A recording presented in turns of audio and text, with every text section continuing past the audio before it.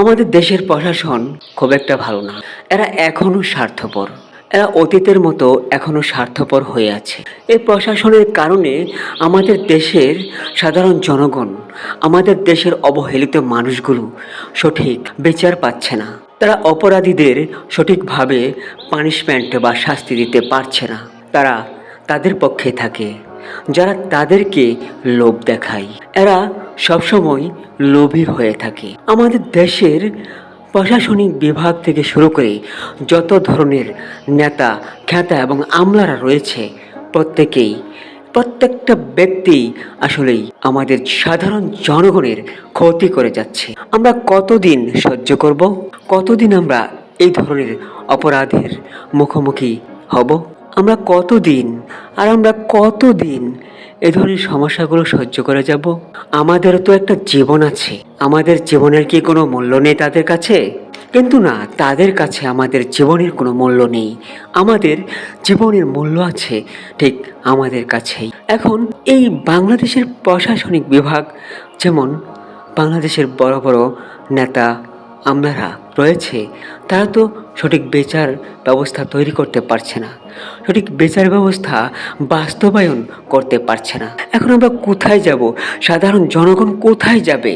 এদেশের সরকার যখন সঠিক বিচার ব্যবস্থা করতে পারে না, তখন আমরা কোথায় যাব? যেমন ধরেন, ঘন ঘন খুন হচ্ছে সারা দেশে, আনাচে কানাচে এখানে সেখানে খুন, হত্যা করছে, লুণ্ঠন করছে, বাড়িঘর ভাঙছে।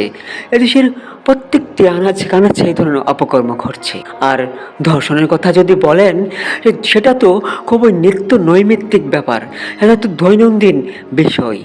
বাংলাদেশে প্রচুর পরিমাণে ধর্ষক রয়েছে যারা ধর্ষণ করে যাচ্ছে সাধারণ মেয়েদের। আমাদের সাধারণ পরিবারের মেয়েদের তারা ধর্ষণ করছে, তারপর তারা মেরেও ফেলছে। তারা এভাবে আমাদের সাধারণ জনগণের ক্ষতি করেই যাচ্ছে। কিন্তু আমরা তো কোনো পদক্ষেপ নিচ্ছি না। না নিচ্ছে প্রশাসন, না নিচ্ছে সাধারণ মানুষ। তাহলে আমরা কিভাবে বেঁচে থাকবো এই দেশে? তাহলে কি আমরা মরে যাব? আমরা উধাও হয়ে যাব এই দেশ থেকে, নাকি এই দেশ ছেড়ে চলে যাব? আমাদের মাতৃভূমি ছেড়ে কি আমরা চলে যাব, নাকি আমরা তিলে তিলে শেষ হয়ে যাব? আমরা কি কোথাও কোনো বিচার খুঁজে পাবো না? তাহলে এই বিচার আসলেই আমি দিচ্ছি আপনাদের উপর, আপনাদের সাধারণ জনগণের উপর আমি এই বিচার তুলে দিচ্ছি। আপনাদের হাতেই আমি তুলে দিচ্ছি এই বিচার ব্যবস্থা। কি করবেন এখন আপনারা সিদ্ধান্ত নিন, কি করবেন? আপনারা সরকারকে আরও বোঝাবেন যে হ্যাঁ, আমাদের একটু বিচার ব্যবস্থা করে দেন, আমরা অবহেলিত, আমরা শান্তিতে থাকতে চাই। এই অশান্তির মধ্যে আপনারা কত থাকবেন? কাজেই ভাই, আমরা শান্তি চাই। শান্তির জন্য এই পৃথিবীতে আমরা এসেছি। আমরা আল্লাহর দরবারে শান্তি কামনা করি। আমরা শান্তিতে থাকতে চাই এবং আমরা চাই এই দেশের প্রত্যেকটি মানুষ, গোটা পৃথিবীর প্রত্যেকটি মানুষ শান্তিতে থাকুক। সেই শান্তি কিভাবে আসবে? সেই শান্তি? আপনারা কমেন্টে জানান। আমার কথাগুলো যদি আপনাদের ভালো লেগে থাকে তাহলে কমেন্টে জানান। এই ভিডিওটি তৈরি করার মূল উদ্দেশ্য হলো আমাদের দেশের জনগণকে সচেতন করা।